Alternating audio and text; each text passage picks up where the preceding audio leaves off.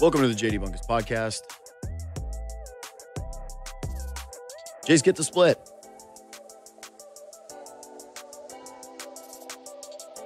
God, I was greedy on Saturday night, wanting that second one, but the perspective that comes after you sleep post-loss, home field is flipped.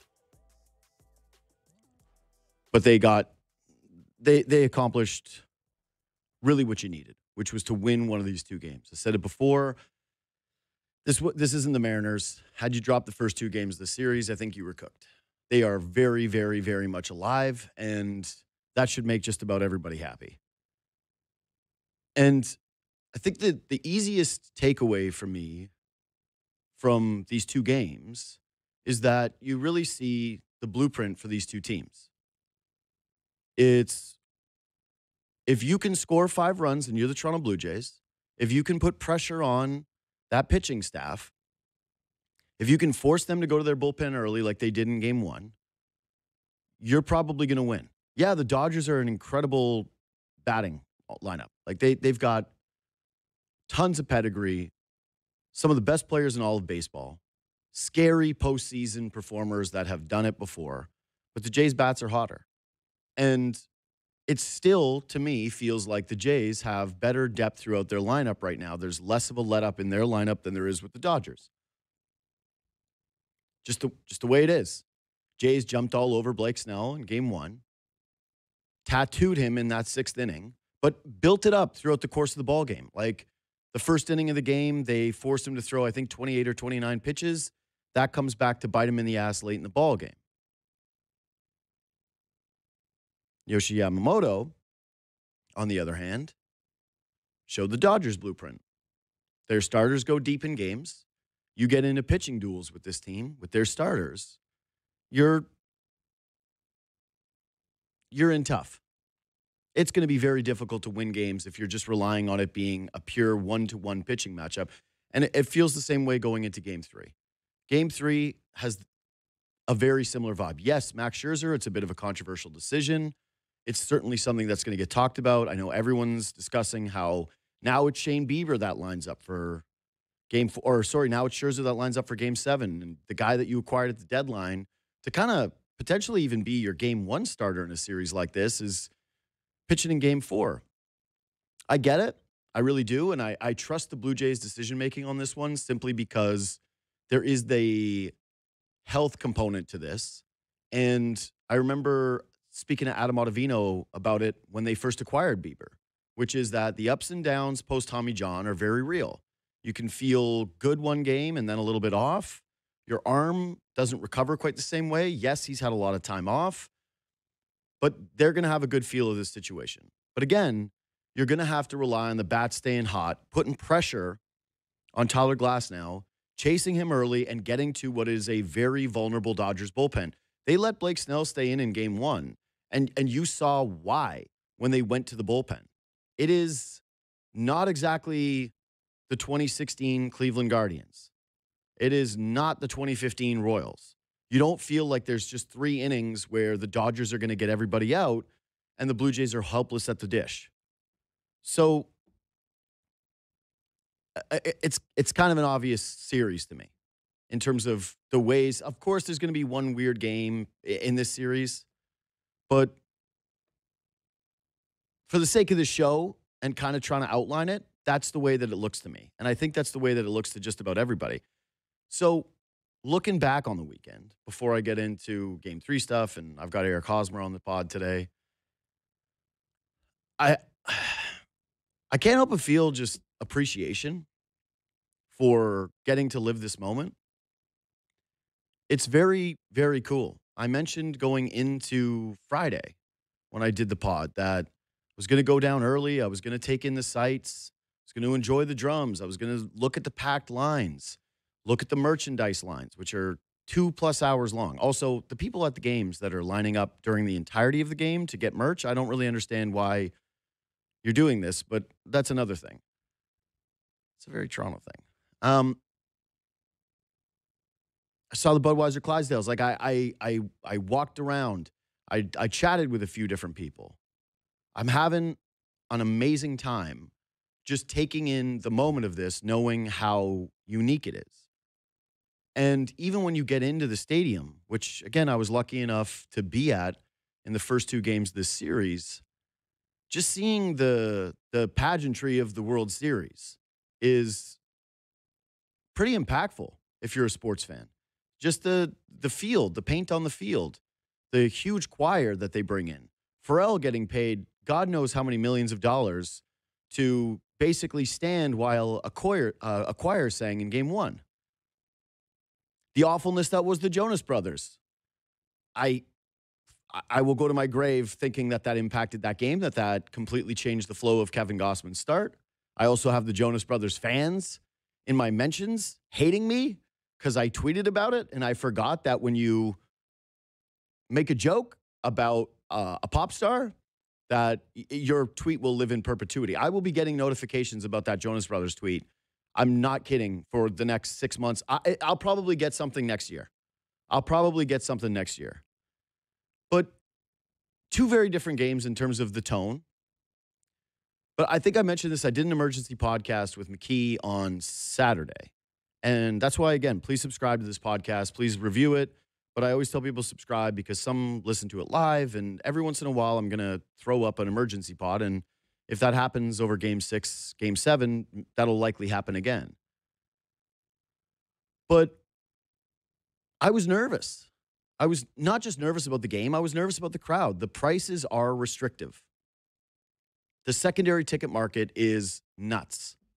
I have friends who are lifelong diehard Blue Jays fans who I've gone to a million games with that love this team more than anything, and they're not at games 1 or 2. So I get down to the ballpark and I get in my seats and I think to myself, I hope that it keeps the same energy that this stadium is now becoming famous for having. That American observers, and again, who cares about the American validation? But the only reason I say it is they go to all these ballparks. A lot of these commentators work in different sports, and they're talking about the Rogers Center being the loudest in baseball and rivaling just about anything they've ever seen. I have been to every professional sporting league. I haven't been to like a European soccer game, but I've seen college football. I've seen NFL football. Been to big NBA games. Been to the Bell Center. And I think that as a Canadian, the only thing that even comes close to it is Montreal on a Saturday night for a huge game. I watched the Habs in the postseason last year, and I was envious as a Leafs commentator that they have that kind of energy in their building. And that was omnipresent here in Toronto for the Blue Jays. It has been the entirety of the run, but it has remained through the World Series. It is soccer vibes in there. I was always jealous of soccer fans who sing during games. They have their chants during games. And game 1, the "We don't need you" chant happens to Shohei Ohtani.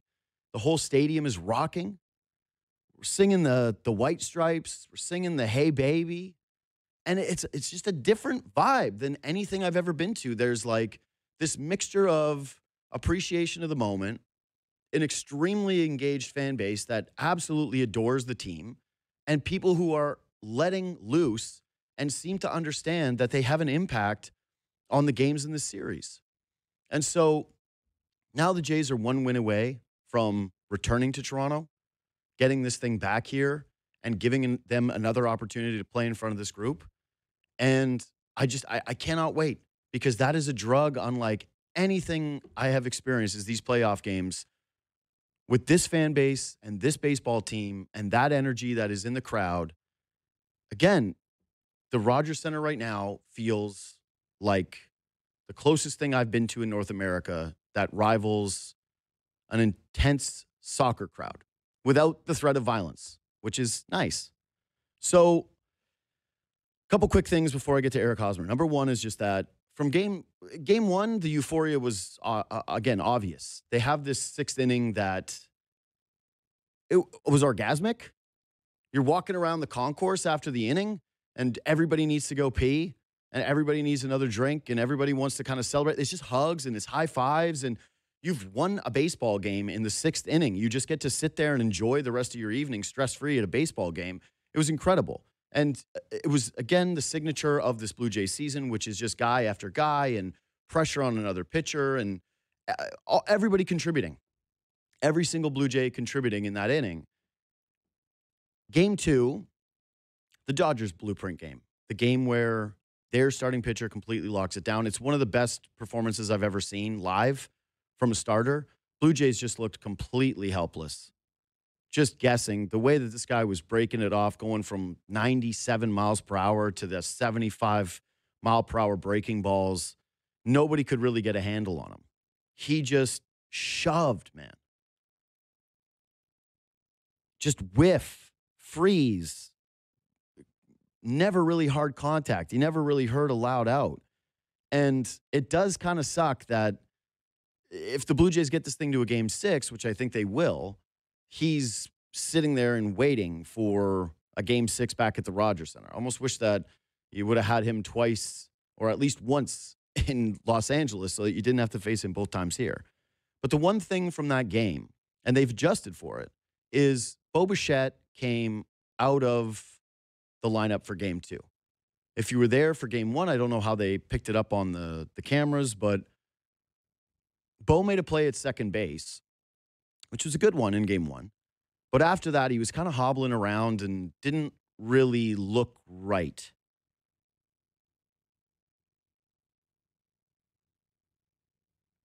Vladdy was giving him some minor encouragement, and then the next inning, he hit into a double play and wasn't even halfway down the line when he was out. You thought, oh, then the following inning, the sixth, he draws the walk. He gets on base. Great for him. And he's pulled for a pinch runner. But that's sort of what I want to see from Bo Bichette the rest of the series. If he is in there, I don't think that it should be as a pinch hit. I don't think it should be a bench bat. He's not right. You're not going to get plus fielding at second. Yes, he made that play, but even in game two when he came in late after he hit, yeah, he looks stiff. He looks like he's playing through pain. You're probably not going to get 100% Bo Bichette at the plate. But against this pitching staff, against the Dodgers, when we're talking about what team has what blueprint, yes, IKF has had some moments. IKF has done a few things, including ahead of the Springer dinger, making sure that he got on base. But I think you got to go down swinging with Bo Bichette. You got to go down with the pedigree. It's a guy who, again, in game one against Blake Snell, and I know it's against the lefty and Yamamoto completely different, but I couldn't help but think, I wonder if Yamamoto finishes this game if Bo Bichette's in the lineup. There's the first at-bat that IKF took. It's a first pitch ground out. And that was one of the huge parts of that game was could they put some pressure on this guy with the numbers of pitches that he was going to throw. So I think if Bo is in and he's healthy enough to play and he's healthy enough to give you at least something at second base, if he's healthy enough to start game one, unless he's telling you flat out, like, I can't go, or your doctors are looking at it and saying, he's not really playable, I think you have to have him in the lineup over IKF and hope that he plays the first 5 innings and that after that, he's coming out. He's coming out as either a defensive replacement or a pinch runner. They're treating him the way that they kind of treated Anthony Santander before he was injured, which is making sure the bat is in the lineup, giving him an opportunity to impact the game, and then adjusting later in the ball game. That's it. It's the way that I feel about it. And again, they're doing that in game 3, so maybe that's the way that they looked at it once, and now they're feeling like, yep, you know what? This is the way that we got to do it. We got to go out with Bo Bichette. I just think that if you've got one of the best bats in all of baseball, even if he's compromised, I'd rather have him in the lineup to start games against this Dodgers starting pitching than IKF and having the defense. Last thing before I get to Hosmer. Kevin Gausman was unbelievable in game 2. Like, truly incredible. And I felt bad for him because he wears these losses and he puts everything on himself whenever he doesn't get a win. And now the Jays in his starts are 1-3 in the postseason. But if you were to give me a list right now of Toronto athletes who get it, who seem to not just understand sports fandom, but understand the moment and their place in the game, the privilege it is to be a professional athlete, looking at the positives that come with the job, I would put Kevin Gossman as high on that list as possible. He gets it, man. Go look at every quote that this guy ever delivers. It's always about accountability. It's always about appreciation of the moment. It's always about trying to deliver something to the city, not just the team, mixing the two things together. It doesn't ever feel selfish with Kevin Gossman. And throughout this postseason now, the guy has put together 4 starts where he has given his team the opportunity to win. And an incredible relief performance where he, I think, did get properly credited. He selflessly decided to tell his manager and his coaching staff that he was okay with pitching game 2 and handing game 1 to Trey Savage, who was also brilliant in that game, and it worked out for both those pitchers because, yeah, Gossman gave up the couple home runs, and that's all on the Jonas brothers. It's not on him, even though he would never admit that, and he took full accountability. But all 4 of his starts, the Blue Jays he has left the game with the Blue Jays having a very good chance to win. The one against the Mariners is probably too early of a hook. The one against the Yankees results in this massive strikeout of Aaron Judge before he ends up getting pulled, and I think set the course for this entire run. And the Jays have responded in kind during his starts with like the hottest hitting team in baseball. The group that's hitting nearly 300 over the course of this postseason. The team that just set a record for most runs in an inning. The team that feels like, God, they're just on top of just about every single starting pitcher over this run that has been handling bullpens and coming up in huge spots during his starts. The 3 losses that he has, the 3 losses on Kevin Gossman's resume for this playoff run, the Jays have combined to score 4 runs. I don't know what it is. It feels like it's like Roy Halladay stuff. If you remember Roy Halladay as a starting pitcher here, there was a run where it just felt like the Jays were never going to give him any run support. That it was going to be, oh man, when are they ever going to ask Roy Halladay to just, be able to relax during a ball game? And it's felt pretty similar for this guy. But I feel for him a little bit because and part of the reason why, listen, I want the Jays to win the World Series. I don't need to give like a laundry list of reasons. It's the city, it's the fans, it's the team that everybody has adored. It's the long drought, not having won since 93. It's the way that the city just kind of always feels like, hey, we're never going to get one of these, to all of a sudden having this optimism that this Blue Jays team can actually accomplish something and get it done. But if you're talking about player reasons, yeah, everyone's fallen in love with Vladdy completely over this run. Again, 22 hits. Blue Jays record, more than Paul Molitor. And now in fewer games. Everyone's rooting for Bo. Every at-bat, it's let's go, Bo. It's awesome. It really is. They've had all these heroes. Ernie Clement is adored in the city. And I've joked about this with friends, but he's having the kind of run where you're going to talk about it for decades. It's just going to be, you're going to be sitting at a bar with a friend, and then all of a sudden some Ernie Clement thing is going to come up when you're old and gray, and you're going to reminisce about how red hot he got on this run. But I think Gossman has been totally overshadowed because, A, the offense hasn't showed up in his games. They've had Trey Savage, a 22-year-old, get Game 1 of the World Series. He dominated. He was excellent. He's been the pitching story of this Blue Jays run. They've had Max Scherzer, who came back and delivered a throwback performance against the Mariners when a lot of people weren't sure what it was going to look like. And Gossman has kind of taken a little bit of a back seat from a narrative standpoint. But he has pitched incredibly well. And the poor guy ends up going up against Yamamoto, who just, again, delivers, the first complete game in a World Series in a decade? I feel like Simpsons Monkey Paw, again, where I've been hammering for years going, oh, I really want to see starters finish games. I really want to see starters go deeper in the postseason. I hate all those bullpen games. I hate these early hooks. I love the energy that comes from watching an elite start. And then, of course, I'm in the ballpark for Yamamoto to do it right in my eye. But yeah, I think that Gossman, in terms of guys I really want to see it happen for, he is very, very high on the list. Guy who gets it, guy who loves the city, guy who has gone out and shoved every single performance, has gotten the short end of the stick when it's come to this offense. They've scored all of their runs around him, essentially. Outside of game one against the Yankees, again, 4 combined runs in the 3 losses that he has pitched in. I want it for that guy. I want them to return the Rogers Center, hand him the ball in game 6, and hopefully he can have that like real true moment of appreciation that the guy deserves from the fan base. Anyways, it's time to get to our guest, Eric Hosmer, 2015 World Series champion and host and co-founder of Diggin Deep. First of all, buddy, congrats on the newborn and happy belated birthday. Appreciate you, fellas. Catching up on some sleep, man. But these playoffs, postseason, your Toronto Blue Jays been keeping me awake, man. I appreciate that. Yeah, I was gonna say, like, how many hours have you slept between baseball and a baby and people celebrate you? Like, what are you doing? What does your sleep schedule look like? You getting 3 a night?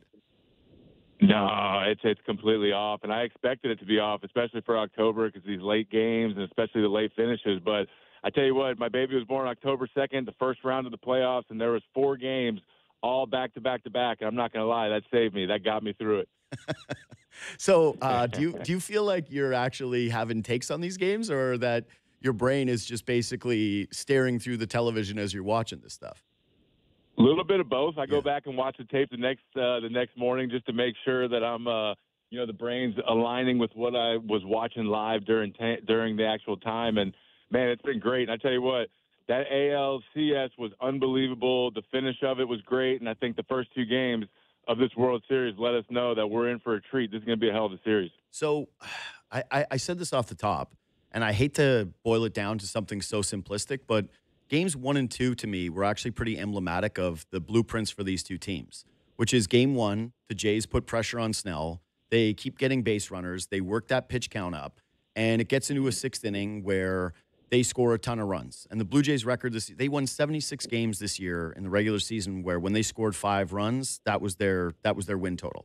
Like, they're the hottest team in baseball at the dish, and they are hitting nearly 300 in the postseason. So it's like if you can chase their starting pitchers, you can get to that vulnerable bullpen, you got a really good chance to win the game. Dodgers, game 2, you get into a pitching duel. As great as Kevin Gossman was, he's going up against, again, one of the best guys in the entire league who throws a complete game, and the Dodgers probably like their chances in a pitching duel.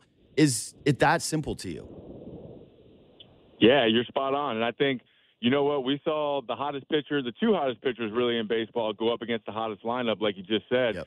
And that first inning with Snell, Snell got 1-2 outs in the first inning, and then all of a sudden it was like a 13-pitch at bat from Vlad Jr. Then the next thing you know, base hit from Bichette. He's got 2nd and 3rd, and that's what the Jays do, man. They put so much pressure on you as an offense that it seems like every inning you get through, it's a stressful inning. And that's where after the first inning with Snell, it was like, okay, he's in for a long one right here. It's not going to be just that 7-8 innings of cruise control like he's been the whole entire postseason. And then the second night, Yamamoto, I mean, this guy was perfect, man. The stuff with the location, I mean, the sequencing that he was throwing, the splitter, he didn't miss a spot the whole entire game. And honestly, at this point, that's how you have to pitch against the Jays. You got to be damn near perfect, and Yamamoto was to get that victory. Well, yeah, and if you're kind of superimposing the 2 games, first inning, Jays don't score any runs in game 1. They work the 29 pitch count for Blake Snell, and then later in the game, they're able to kind of keep turning that lineup over. Game 2, they had runners on 1st and 3rd with no outs. It was right there for them, right? And Yamamoto gets out of it. He induces some weak contact. He gets a punch out, and all of a sudden he's out of the inning. And from that point forward, those Blue Jays hitters just like, man, they were frozen up there. Like I don't know how many loud outs I heard in that game, maybe 2 or 3, but it was about as flawless as you're going to see from anybody ever. Oh, it was, and that's the thing. The thing with Yamamoto and the Blue Jays offense, Toronto, what I love about them so much and what works about it in this postseason is anytime in those big situations where they need contact, they got to get a run in or get a guy over, it seems like they came through in that situation. And then Yamamoto in that first inning, I mean, you typically don't see the right-on-right change-up splitters or left-on-left. And the sequencing, like I said, that he did to Vladdy, I mean, he threw 4 to 5 splitters, and he was attacking. You can see Vladdy's back foot, so low and inside. And, man, that was a tough at-bat, tough sequence for Vladdy because he's seeing that. Then he's seeing a 98-mile-an-hour fastball at the top of the zone, and then he's bending this curveball at 78 miles an hour that it's like, man, you got 6 or 7 pitches, and you've been pounding me with these 2, 3 sequences, and all of a sudden you just flip this curveball out of nowhere. And it really is impressive what Yamamoto is doing from a pitching standpoint and the stuff that he's featuring as well. Yeah, dude. So you can't get in the Rogers Center now on the secondary ticket market for less than a couple $1,000. So there are people out there that are going to spend thousands and thousands of dollars if they make it back for Game 6 against Yamamoto to see 2 Yamamoto performances. Like, that's a nightmare. I hate it. It's not. Yeah. It's not right, man, because he is nasty like that. Yeah. Again, this team has been so hot, and everybody they faced, even in that series against the Mariners, where it was Game 1, where they couldn't get the bats going, and Bryce Miller shut them down. It was their bullpen gets in there, and it's a one-off night. Nobody has fooled them the way that Yamamoto did in that first game. And, you know, when you talk about the pressure that this team puts on teams, the way that they move runners over, the base running, just the way the lineup has felt so deep 1 through 9, you know that they're getting comparisons to your team. Do you watch them and feel the same thing, that 2015 Royals team, that's what they look like to you? Yeah, I certainly do, man. I think, you know, on top of that, they have a bunch of guys, the other guys, the Phil, whatever they call these guys that have came up and stepped up in a big way. I mean, this Addison Barger guy, he looks so locked in. Every swing he takes, I'm like, ooh, that's a homer, and he just misses it, or it's actually a homer. But these guys, to me, they have a superstar in Vladimir Guerrero Jr., and when your superstar steps up and is doing the things that he's doing, you can just see how the lineup works itself out around it. And then on top of that, you got George Springer setting the tone, and I don't think there's anybody better to set the tone in the postseason at the leadoff spot than George Springer. And if you guys think about it, you know, Springer was really that first leadoff hitter that changed the narrative of a leadoff hitter with Houston. He was the first leadoff hitter that started hitting home runs, and he wasn't just a speedy guy trying to get on base. So that's what I love about everything about this series, man. And I hate to bring back last year's World Series, but it seemed like after Game 1, when Freddie walked off against the Yankees, it was like, oh, man, they got no chance. The Dodgers are winning this one. And when you watch this World Series, every single inning it feels like, man, a different team's going to win. Toronto's the better team. Dodgers are the better team. So, I mean, I'm glued to the TV for this whole entire series, and it's a great one, man. And I love Toronto's offense, as I've been saying, just because of, you know, you have to be like Yamamoto, damn near perfect to beat them. Yeah, both teams are extremely compelling. And honestly, I wish the Dodgers were a little bit more hateable when I'm watching them, but they're just a respect. They're fans in the building for those first 2 games. They're hateable, okay? They've got a little bit of Yankees arrogance to them, and there's also this just happens when there's a team that gets hot now, where the tradition doesn't feel quite the same, where you kind of go, all right, like a lot of those jerseys look brand new, you know? There's a little feeling of that, but the players themselves, yeah, it's, again, not an easily hateable team. They don't have a bunch of guys, like, who hates Mookie Betts? Who hates Teoscar Hernandez? And even Shohei Ohtani, who people thought was coming to this market and who people thought used this market to get his big contract. You watch the guy and you're like, I don't know, man. I just really respect him. I really respect his game. But the Vladdy thing that you just hit on. So he's got 22 postseason hits. That's most on a run in the Blue Jays franchise history. What are you seeing from him at the plate right now? Because, yeah, he is incredibly locked in, but we've seen ups and downs of Vladdy throughout his career. And, yeah, basically the first 2 games of the Mariners have been the only dip, and the rest of it, it's felt like, yeah, he's been the scariest guy consistently throughout the postseason. Yeah, when you look at Vladdy and when you look at him from a game planning standpoint, if you're the pitching coach or even the opposing pitcher, there's no holes in his game. From a lefty, he destroys lefties, and that's where it was like, all right, Blake Snell has been the best pitcher in baseball up until this point. He's going up against Vladdy. The guy is hitting like 420 against lefties. He just absolutely mashes them. And then on the right side, when you look at Vladdy's spray charts, there's no holes again. I mean, maybe if you're looking at that back foot to attack it with splitters and changeups, but typically when you're looking through a lineup and you're going over the game plans and the scouting reports with starting pitchers, with a guy like Yamamoto, that's what makes him so good is, hey, we got to throw, you know, something that goes in like a cutter, a two-seamer to Vladdy up and in here. And then the next guy, we got to spin him, throw sliders, curveballs, you know, to the inner half or up and away. You have to be able to execute to that game plan. And with Vladdy, there's really no holes. You just have to try and find a way to mix up the sequence and get him off his game because there's really no pitch, no zone that he can't hit. And that's what really makes Vladdy so special. You know, these guys have some of the monster seasons of 50, 60 home runs, and don't get me wrong, it's impressive. But when they get up to a certain matchup, a certain slider, a certain type of pitch, it's an easy out for these guys. Vladdy, there's just no such thing as an easy out for any type of pitcher, any type of sequence. Yeah, dude. Well, that's what made Yamamoto even so impressive, right? Like, yeah, he was able. He's the first guy so far this World Series or this World Series run for the Blue Jays where, yeah, Vladdy looked mixed up at the plate because the entire run for him has been total swagger. He's just seeing balls out of hand. He's been, again, he's given you pretty much what you need. He's had home runs over the course of the run, but it's a lot of singles. It's walks. It's just the guy making sure that he's getting on base over and over and over again. And it feels like he's had the advantage against just about any pitcher. And, you know, Saturday night's game, that's, again, the first time that I saw him look off where you went, damn, this guy actually has him fooled. I don't know if he thinks or if he knows what's coming. So, Bo, the other star that's in this lineup, he sits game two, or he comes off the bench in game two. He's clearly not right. I was sitting on the first base side for both games, and game one, he makes a play in the infield and is just kind of hobbling around, then hits into a double play and is barely getting down to first base. And I actually thought in that moment, man, maybe they're going to lose him for the series. Maybe he did rush back and this is done. That it was, hey, you had a moment, but ultimately you're not going to be able to play. He does pinch hit in game two, and they put him back in the field. If you're going to play Bo Bichette, don't you just start him basically in every game, knowing the difficulty that is this Dodgers starting pitching staff and saying, okay, yeah, it's nice to have the bat off the bench, but we're going to compromise the defense for the offense against these Dodgers starters?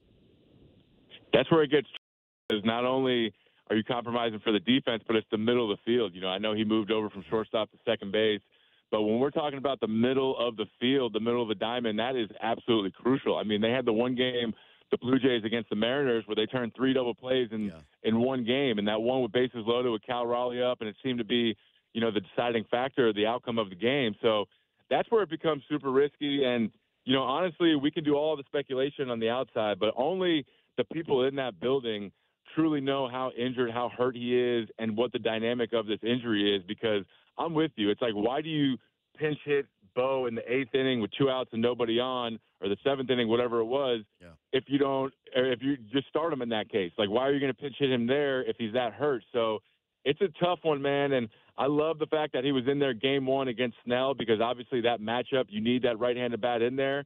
And it seems like they're just trying to find the right times really to spend that Bo Bichette trump card each game, because he is a weapon, and you're going to need him off the bench at some point, that at bat. And like we said, man, these games, you need those big situations where the situation calls for contact or a guy on third with less than 2 out, and that's a situation where Bo Bichette is the best. I mean, he had the highest average in the league, and his bat-to-ball skills are above and beyond anybody else. So there's plenty of spots where you can use him, and there's a lot of value of Bo coming off the bench. Well, I think tonight, though, again, part of the reason that he's starting is the pitch mix that Tyler Glasnow throws is favorable for Bo Bichette. Like, historically, he has done really well against anybody who throws the sliders and the sinkers the way that this guy does. And so I do wonder if this is actually going to be the game plan moving forward, like if he would face, say, Shohei, or if he starts against Shohei in game 4. And, yeah, if they are kind of mixing and matching depending on the matchup. But for me, for my money, I just think if you're playing him, you should be starting him. And when we're looking at that last game and some of the hinge moments in it, yes, the defense is huge, dude. I don't want to undersell it, because that's been one of the hallmarks for this Blue Jays team all season long. And even like you just mentioned, part of the reason why they've been able to win without Bo is that they do turn those double plays. But the first at bat for IKF is a 1-pitch ground out. And I couldn't help but think as the game went on and Bo ended up coming in is, I wonder if he works a couple more counts. I wonder if he gets on base just one time against Yamamoto and chases him maybe in the 8th inning, and you feel like you have a shot against a Dodgers bullpen that is not that strong and clearly is the soft underbelly of what is basically an all-star team. But yeah, I just, how does, for you, I know your career was basically pretty much healthy all the way through. I don't know if you ever had a knee thing, but I know you had, like a broken finger at one point. You missed a little bit of time. How difficult is it to just jump into major league action, and especially when you're facing these kind of pitchers, for Bo to acclimate himself this quickly? It's tough, and that's the hardest thing I think is the at bats, the timing, the pitching. I mean, you're facing the two best pitchers in the world, like we've been saying, and Snell and Yamamoto coming out. So I'm sure the Blue Jays had everybody flying up from Dunedin there in Instructs. They had probably 10 to 15 guys there at the Rogers Center throwing Bo live at bats and live BP. But at the end of the day, it's just you need to be in that box during the game and be up to game speed to get that timing back. And I will say, Bo looks like he hasn't missed a beat timing-wise. I mean, that first at-bat off of Snell, he was getting that leg kick going early. You see him, and he looked comfortable. It did not look like he needed, more at-bats to get his timing down. I think the whole question now with Bo is just the injury, and how do we continue to try and get him still getting better from the injury standpoint, but still at the same time getting him in there. And like you said, with the IKF situation, the one pitch out, that's the stuff you cannot have. And tonight they're facing Glasnow, and that is a matchup for the Blue Jays where they can very easily get Glasnow to have around 70, 80 pitches in the fourth inning and then dig into that bullpen. And that's where it's getting interesting for these guys. If they can work Glasnow and get into that bullpen, I think it favors in Toronto's side tonight. So that's a situation where you need the at-bats like Bo Bichette. You need these guys in there against a guy like Glasnow because the matchup, I really think it favors the Blue Jays from an offensive standpoint. Now, on the other side of the ball, I think they need Mad Max to go out there and find a way to do what he did like against Seattle, whether that's a new pitch that discovers like the curveball and he finds that. But they're going to need 5 innings from Max, I think, at least, get 2 times through the lineup, and it's going to be a tough assignment for him. But, I agree with you on the Bo Bichette situation, man. They need him in there healthy because, he's that good of a hit of an at-bat. What'd you think of the decision to go with Scherzer in Game 3 over Bieber? Ooh, man, I tell you what, that's tough, man. I don't know. This one scares me a little bit. I love Mad Max, and I'm a big, big fan of him. But the Dodgers are a group, man, that veteran group that they just know all these pitchers in and out. They know the tendencies. They know the scouting report. So I don't know if Mad Max can be able to get away with something like he did against Seattle and just finding that curveball out of nowhere. But at the same time, I think it's the same situation with both guys, Bieber and Mad Max. You're really just looking to get them through the lineup 2 times through, and then you're trying to match up through the bullpen throughout the rest of the game. Yeah, I got to say I was surprised that they actually did it, but I did think that there was potential for it based on Bieber's last start. And the thing that pitchers that I've spoken to who have had Tommy John keep telling me is that when you're coming back, there's just this fluctuation with how your body feels with the fatigue that is very different than when you were healthy. And I do wonder if the Jays, like Gausman pitched in Game 2, right? You would have thought he was a lock for being their Game 1 starter. But clearly the communication level is there with their training staff where he said, hey, you know what? I'd rather take the extra day off, put the kid in there who is causing everybody to whiff over top of that splitter and who they have never seen before. And I do wonder if the same thing has happened with Bieber where he has just been dead honest with them. Like that the decision was more about what the communication was with Bieber rather than it was, hey, we actually have way more faith in Max. Yeah, and that's something that you can tell that the Blue Jays are juggling through right now because, like you said, Gausman and Savage, those guys seem like they're good to go whenever the team needs them, and especially Gausman, man. What he's doing right now is awesome, coming out of the bullpen, giving starts. I mean, it was like him and Yamamoto were both perfect going back and forth at each other, and then all of a sudden one bad pitch, and it's a home run, and that's it. But, yeah, that's kind of how it seems like the Jays are lining up, and I think they're literally just kind of evaluating how everybody feels at the end of the day and then coming up with who's going the next day and how can we cover this game, how do we cover 9 innings. But the one that's going to be a wild card for me within these next 2 days, and I think tonight is the night, is Bassett.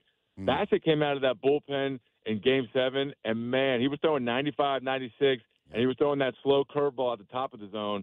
So I think that's going to be the wild card for the Blue Jays. They're going to get 2 to 3 innings out of Bassett, whether it's tonight or the next night, and I think that's going to be huge for them because that stuff that he had against Seattle in Game 7 that he was featuring on the mound, that stuff will play. So if that's the Bassett they're getting out of the bullpen, that's a weapon that they have, and I think they need to utilize. Well, and this is a fan take, but I want to know it from a player. There's something to be said for certain guys on your team. When they get going, it feels like it has a larger effect on the rest of the group. So it's obvious with Vladdy, right? Because he is the face of the franchise. And one of the best hitters in all of baseball. So if he's red hot, it makes everybody else feel bigger at the dish, and all of a sudden there's just more chances to, you're in front of him, you get on, you feel like maybe he's going to cash it. He's in front of you, you feel like you got an opportunity for an RBI. Face the franchise, vibe of the team, 100%. But with these guys like Scherzer, and Bassett is one of those dudes that I would put in that category. When they're going out there and the way that he was in Game 8, and he delivers an inning like that, and he's doing the double fist bump coming off the mound. How do those couple special players on your team impact the rest of the group when they're contributing, and especially when they're veteran guys that are later in their careers? Man, that's huge. You could just see how bad they want it and how bad, a World Series, what you're playing for, how much these players want that, how special that is. I mean, you got Max Scherzer, he's a Hall of Fame guy. He's been in the league for, 14 years, 15 years, whatever it is. This guy went 20-something days without touching the ball, and then all of a sudden he gets a start against Seattle, and you're exactly right. You could see how he fired up that whole entire dugout. I know those guys, once the headphone goes on pregame, you stay away from Max, you let him do his thing. But you could just see the dugout, man. Those guys at that point in time, they were down 2-1, and the dugout was just so loose. Everybody's laughing, joking. They see Mad Max has been activated. So I think that's a situation where, like you said, these guys can rally around those guys. Bassett, Scherzer, that shows you how bad they want it. These guys are team guys. They haven't touched the ball in how long. But when they get their opportunity, they're like, boys, I'm giving you everything I got, and we're going out there, and we're going to do this, man. And that's where, when I look at Toronto's group, you need the belief in each other, and you need to have that, that energy within the group to knock down these Dodger guys, man, because at the end of the day, if you're a smart group and you realize who you're going up against in the LA Dodgers, that's not something you really want to know or know how good these guys are. Because like we talked about in the beginning, it seems like the Dodgers have been tested in every which way from a baseball standpoint, going into the Toronto, losing by, 10 runs game one, bouncing back like nothing happened. So that's I think we lost Eric. Some of these older veteran pitchers that are coming in giving you everything they got. Hey, man, so last one before you get going here, and hopefully you can just, find a few minutes of sleep, and that was your birthday present. So 2016, I was there in 2015 and 2016. I went to most of the games during those two runs. 2016 had a little bit of a dip in energy. The night against the Orioles in the wild card game where Edwin walked it off was complete pandemonium in that stadium, and it went nuts. But throughout the rest of it, it didn't quite touch the highs of 2015. This run has been that, except for, and again, there's definitely a recency bias for me living in the moment, but I'm watching that sixth inning that happens against Blake Snell, and the way that this Rogers Center crowd gets on top of players does feel like a very different atmosphere than what I have felt in other major league stadiums. Granted, I've not watched postseason games in other stadiums. But from your standpoint, as somebody who played here in 2015, who faced this team, I equated it to it's the closest thing in North America that you feel to a soccer stadium when everybody here is singing the Hey Baby song and the White Stripes, and it just gets louder and louder and louder in there. And from your vantage point on the field, did you feel like you or any of your teammates felt the pressure of that moment based on the way that this crowd reacts during postseason games? Yeah, you definitely feel it. You certainly feel it. And I know now I haven't been to the Rogers Center since all the renovations. It looks unbelievable. I can't wait to go back. Nice. But, it's beautiful. But the dugout, I remember the dugout, it was it was almost like metal, or I don't know what it was made out of, but you just felt the fans, man. The fans were standing up the whole entire game, and the fans that were sitting on top of our dugout just kept banging on the dugout. So we're sitting down, and we're trying to watch the game, but we just keep looking up because it feels like there's an earthquake or the dugout's going to fall on top of us. And then when you go back up into the clubhouse, you're underground there under the bleachers, you hear it. You hear it nonstop, and there's really no getting away from it. And, man, I remember those ALCS games in 2015. That atmosphere that Toronto created at the Rogers Center was truly unbelievable, and it really does seem like it's that much better right now. I mean, these home runs that Springer has hit, this guy's, again, he's had such a storied career. And when you look back at the moments that he's had just in this postseason, even the regular season when he hit that big grand slam to get him in the first place, it's like this guy has had some of the coolest swings of his career right there in the Rogers Center. And I get it because that atmosphere, that energy, I mean, it is second to none. And I get why Addison Barger doesn't want to leave that stadium. He's sleeping in someone's couch there in the hotel because that place is rocking, man. I get it. Yeah. No, I feel the same way as a fan. It's that sixth inning in game one is as good as I've ever felt maybe in my life. Like it was pretty unrivaled in terms of sporting experiences. Obviously, the Springer one was kind of different because it was just like this relief of the moment. But then you had to go right back into the stress of trying to close out a baseball game. I've never been at a game with that high of stakes where it was just over in the sixth and it was a party for what felt like 45 minutes of just hit, new relief pitcher, celebration, song singing. Like I said, it felt like European soccer where they sing the songs and everybody's kind of in harmony. You get the "We don't need you" chant for Shohei the next inning. It was great, man. It was really, really good. I'm hoping for a little bit better result on the road and that they can still carry the momentum. Again, Eric Hosmer, co-founder and host of Diggin Deep and 2015 World Series champion. Thanks as always for making time, man, especially given the circumstances. Of course. Appreciate it. I always enjoy going on with you, buddy. Yeah, thanks, man. Cheers. Okay, so the max choice. I've seen a lot of the Game 7 stuff, and it does feel this way, right? It feels like Scherzer's either going to go out there and deliver an incredible 5 innings that we talk about forever and ever and ever, or he's going to get absolutely labeled and it turns into a bullpen game immediately. That there's like no in between.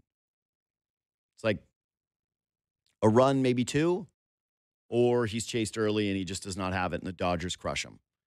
It's definitely a controversial decision. But the way that it worked out with Gausman and Savage, I do have a little bit more faith in it.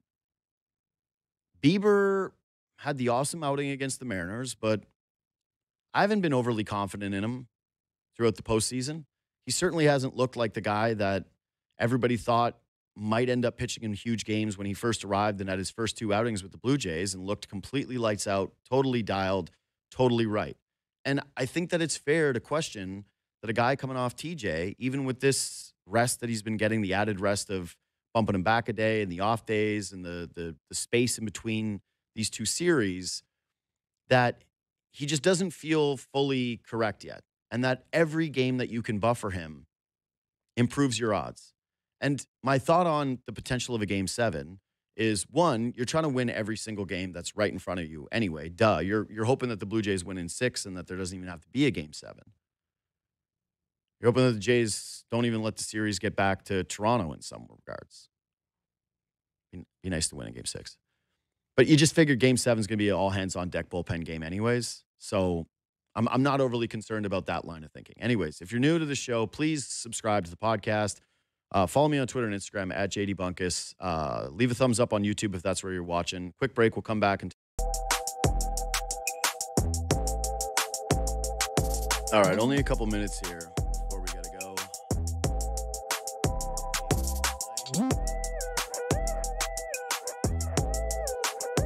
Every channel. I'm sure there's stuff on Sports 360 that's different, but it's everywhere. You're watching the World Series tonight.